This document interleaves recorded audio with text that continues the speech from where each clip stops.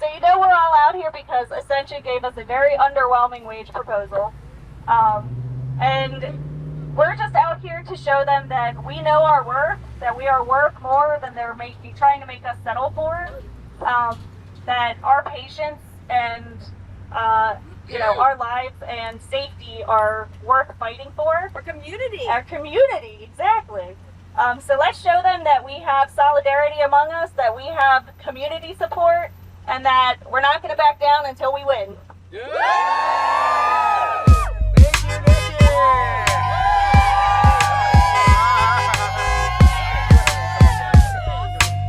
When my face you no longer see, I live on, yes, I live on. Wherever we go, we are going to roll the union on the song. I live on, yes, I live on. Wherever hungry are we. Just as hungry can be. The song, I live on, yes, I live on. All right. Welcome, everyone, to another episode of Working People, a podcast about the lives, jobs, dreams, and struggles of the working class today. Brought to you in partnership with In These Times magazine and the Real News Network, produced by Jules Taylor, and made possible by the support of listeners like you. Working People is a proud member of the Labor Radio Podcast Network. If you're hungry for more worker and labor-focused shows like ours, follow the link in the show notes and go check out all the other great shows in our network. And please support the work that we are doing here at Working People, because we can't keep going without you. Share our episodes with your coworkers, your friends, and family members. Leave positive reviews of the show on Spotify and Apple Podcasts, which really helps us out. And reach out to us if you have recommendations for working folks that you'd like us to talk to. And please support the work that we do at the Real News Network by going to therealnews.com/donate, especially if you want to see more reporting from the front lines of struggle around the U.S. and across the world. My name is Maximilian Alvarez, and we've got another special on-the-ground episode of the show for y'all today. On Thursday, June 20th, at around 8 in the morning, unionized nurses at Ascension St. Agnes Hospital here in Baltimore held a rally outside the hospital to raise awareness of their efforts to secure a first contract with the hospital and to show management that they are not backing down from their core demands for safe staffing levels and an operational model that puts patients and patient care first.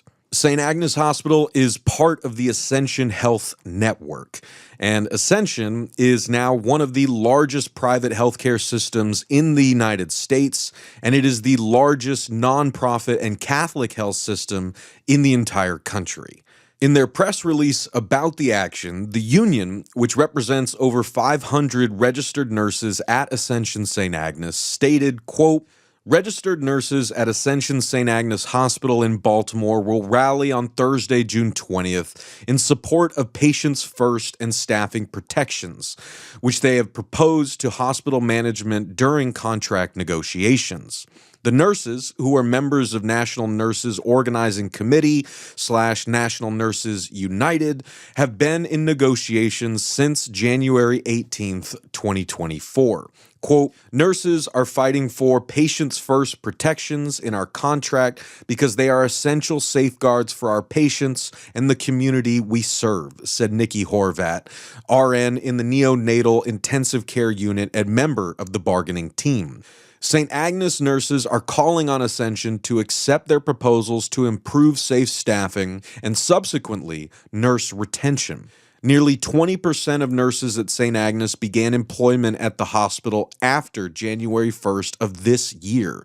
Meanwhile, just over a third of nurses have more than 4 years of experience at the hospital.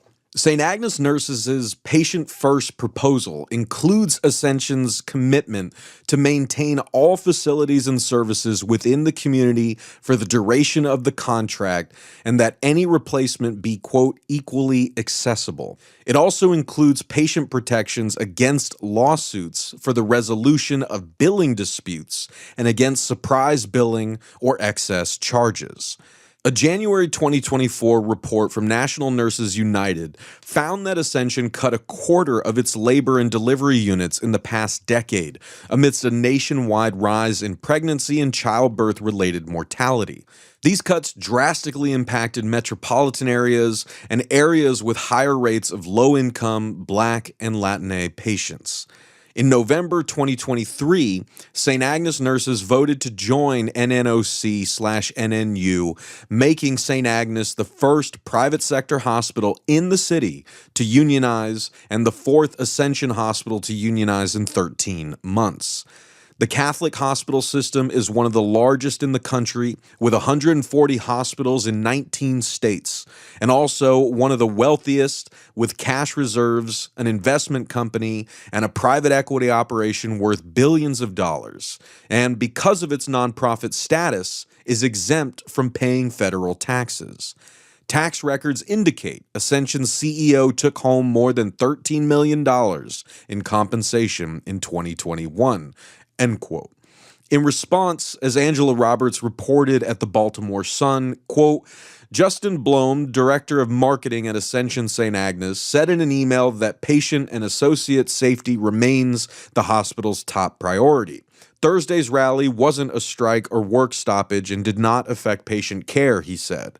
During contract negotiations, Blum said, the hospital has been focused on, quote, setting a tone and tenor of collaboration and respect as leaders bargain in good faith with National Nurses United. Quote, we believe differences are best resolved at the bargaining table rather than through public demonstrations and look forward to continuing the work of reaching a tentative agreement on a mutually beneficial contract that supports all, he said, end quote.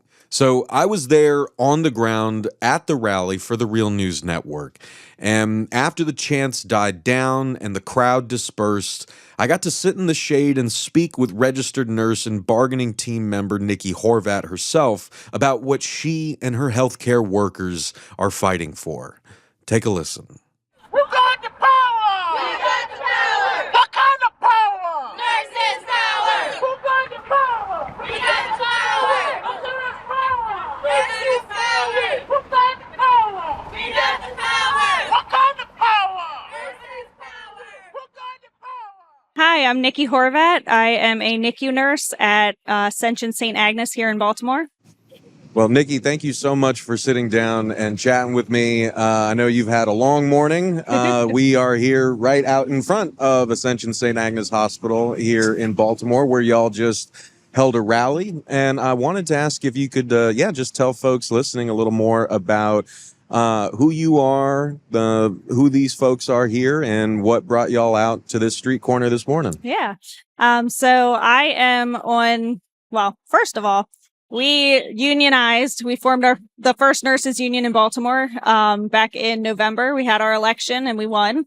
And we formed a bargaining team of which I'm a part. I lead the maternal child health division, or I represent them. And so we rallied today to bring attention to mainly two things, which is safe staffing and our patients first language in the contract that we're trying to bargain. And I'll explain what that is after I say the next. So right now we're in the process of bargaining our contract, which means that the 5 of us nurses who have been elected to represent our fellow nurses in the hospital, we sit at the bargaining table with Ascension's lawyers and their labor relations people with our lead negotiators, and we negotiate the contract. So our goal is to get a strong first contract that has patient first language in it, which means that patients are the number one priority, regardless of who they are, where they come from, what their situation is, and that they are not treated like commodities like patients very frequently are in this country. And that, one of the main reasons we unionized was because we have been bringing up issues year after year collectively, and they've kind of fallen on deaf ears. Well, let me ask a little more about that real quick, because I've been telling folks, for the past 4 years, every interview I've done on this show is technically a COVID interview, right? And people are always asking me, oh, what are you hearing from workers? What happened? How are folks faring after COVID? And I was like, there are a lot of answers to that question, but I feel like one of the answers I always come back to is like, this country is not prepared for the crisis in healthcare and education that we are going through, that was greatly exacerbated by COVID. Absolutely. I wanted to ask if you could speak a little more to the issues that y'all were raising over and over again that you weren't, getting responses from management, that ultimately led y'all to wage and win this unionization campaign last year. Yeah. So, safe staffing is number one, pretty much across the country. They maximize their profits by not staffing safely, basically. It's like the, basic concept. And so that is always our number one priority, is making sure that nurses, you'll hear the nurse to patient ratio, which is how many patients are assigned to one nurse. And there we have so much research data that shows that high nurse to patient ratios lead to worse patient outcomes, poorer patient satisfaction, higher nurse burnout, increased risk for medical errors. And so you look at that data and you're like, yeah, obviously, nurses should have lower nurse to patient ratios. And, logically that's, yeah, you're like, duh, but, common practice is no, let's, give the nurses as many as we possibly can to maximize their profits. This is the business school, like, brain genius idea that every, corporate boardroom has in every industry, is let's squeeze more work out of fewer workers. Exactly. I mean, I hear this from workers on the railroads. I hear this from retail workers at Macy's or dollar stores who are systematically understaffed. And, there's got to be, like a reason why this keeps cropping up in industries around the country. And I just wanted to ask if you could say a little more about what that translates to for you and your coworkers, on a shift, on a day-to-day basis. What is this corporate drive to pile more patients onto fewer nurses mean for you on a daily level? Yeah, it means that we can't spend the time or attention with every single patient that every single patient deserves. I mean, these are human lives that we're talking about. And I mean, I said it before that patients should not be treated like commodities. And one of the main issues in this country is that, healthcare is treated like a business. And so if you view, people like commodities and put a price tag on them, you're obviously not going to be prioritizing their health and their well-being. And, that's one of the things that, Ascension very clearly shows, is that they have the resources to and the power to change the conditions that we work in. They have the money. They have a lot of cash reserves. They have a $41 billion investment arm, which ironically is invested in a lot of companies that exacerbate people's health issues. But, if we prioritize patient care, and then we would have, lower ratios. But having those higher ratios means that people aren't getting individualized care. Every nurse is pulled in 5, 6, 7 different directions. If you're in the ICUs and you're tripled, you have 3 patients that are high acuity that should be 2 to 1 is like the ideal maximum ratio in ICUs. And most of them are honestly 1 to 1 with the care that they require. So, frequent tripling, which has been happening a decent amount here, should not be happening.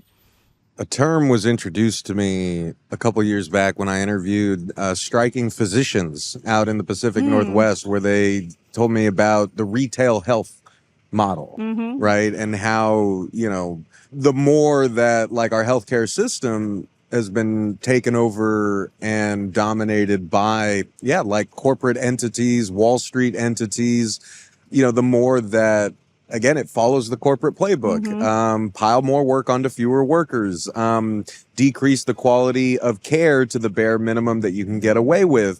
And I bring that up because, I know in the past, whenever nurses or other healthcare workers go on strike or try to unionize or try to raise issues at their job, like educators, right, they are pitted against their patients. They're educators are pitted against their students and saying, oh, you guys are selfish. You don't care about your patients. So if you did, you wouldn't be out here on this street corner. You'd be in there taking care of them. So what's your message to folks out there, like about how and why this is for patients? Because I feel like that may be I suspect that's an easier case to make these days. Yeah. Because more and more of us as patients have been feeling the decrease in the quality of care we've been getting ourselves. Yeah. Yeah. And I mean, I think the answer is twofold to that, because yes, there's a component of we don't want to be burned out. So there is the personal tie that like we want better working conditions for ourselves. But, no nurse gets into this field for money. No nurse gets into this field because they don't like people, like we all get into this field because we love people and we want to take care of them. And we want to be able to pour ourselves into helping people in their healing journeys. And, the amount of moral distress that we feel when we literally don't have the resources or the bandwidth or the time to do that. And we're worried that, we're going to make a mistake, or that not having the proper time leads to a poor outcome for the patient. That's a heavy weight to carry. And so that, like, prioritizing patients, this is how we do it. This is how we use our voices to advocate. Nurses are the number one advocate for patients in the hospital. So just as we advocate for patients at the bedside, so we're advocating for them out in the street, and, showing management that the conditions that they have created within the hospital are unacceptable and that the patients deserve better care.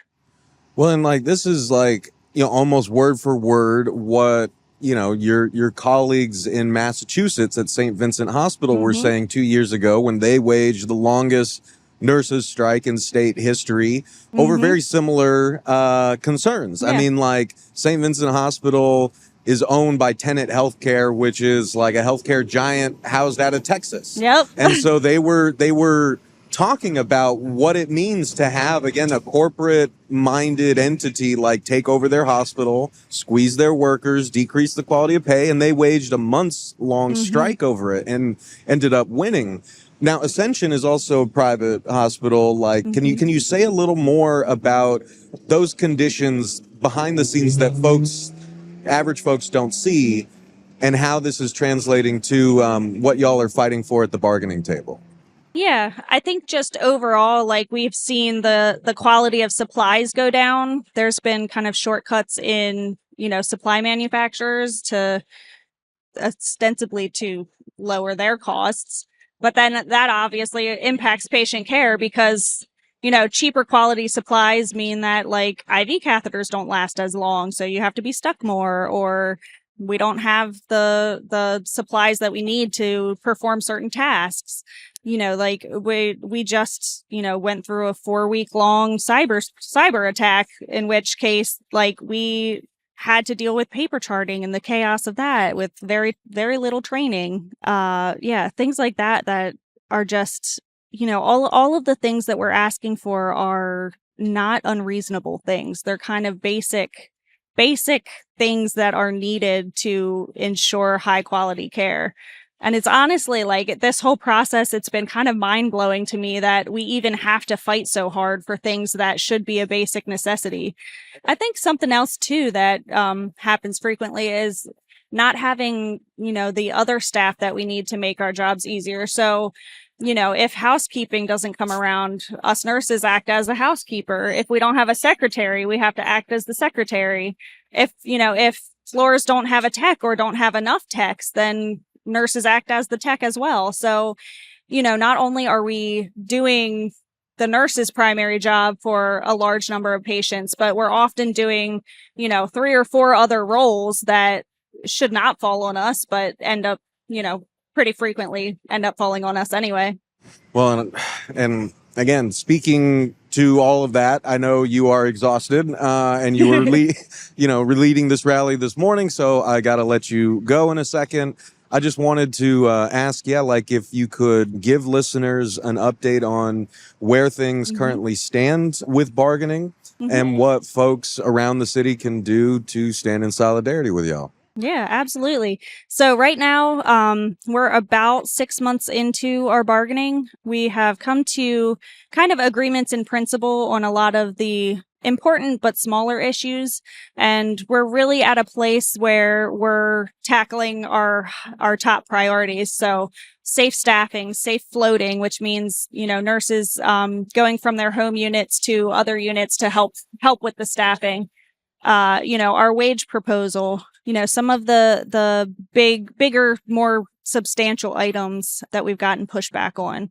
So today we held the rally to really show the solidarity we have and show the community support we have, and to show them just that we're not afraid, that we're not going to be intimidated, and that we're not going to back down until we win a good contract for our patients and for ourselves.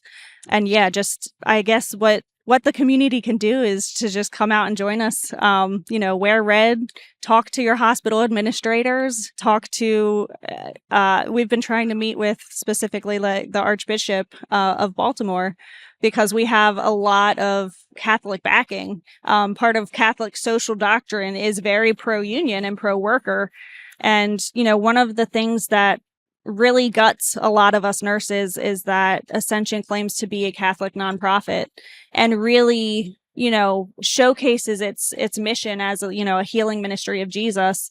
And yet the hypocrisy that they show in not following that mission and prioritizing profit over patients is just really messed up, and it really, really hurts a lot of us. And so like us unionizing and winning a good first contract is a way to hold them accountable to the very mission statement that they say they live up to, and to prioritize what should actually be a priority. So yeah, community involvement is always welcome. We always love seeing people in support, as people drive by and honk. It's like, super empowering and just really, really helps the efforts. We will be back! We will be back! We will be back! We will be back! We will be back! We will be back! We will be back! All right, gang, that's going to wrap things up for us this week. I want to thank our guest, Nikki Horvat, for taking the time to talk with me, especially on such a busy and intense morning. And as always, I want to thank you all for listening, and I want to thank you for caring. We'll see y'all back here next week for another episode of Working People. And if you can't wait that long, then go subscribe to our Patreon and check out all the great bonus episodes that we published for our patrons over the years.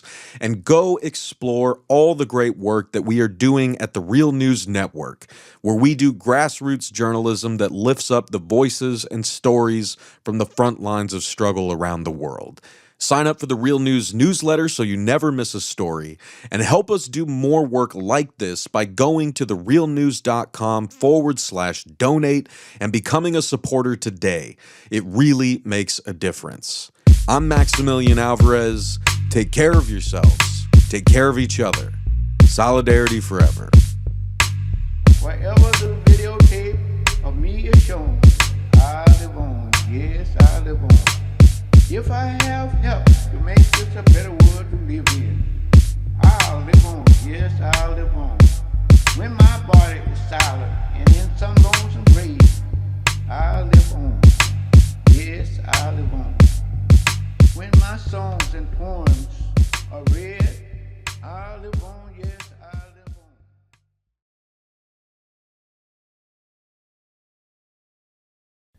Thank you so much for watching the Real News Network, where we lift up the voices, stories, and struggles that you care about most. And we need your help to keep doing this work. So please, tap your screen now, subscribe, and donate to the Real News Network. Solidarity forever.